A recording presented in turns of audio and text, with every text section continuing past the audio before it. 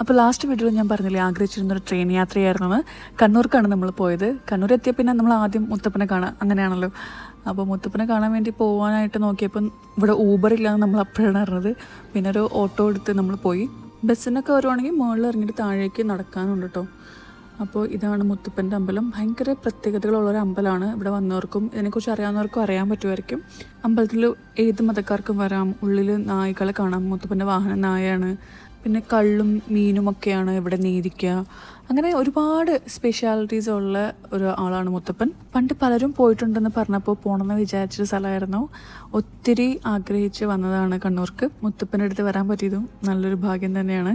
ഭയങ്കര ഒരു feel good place ആണ് കേട്ടോ. അതിൻ്റെ മുമ്പിലുള്ള പുഴയും ഒക്കെ.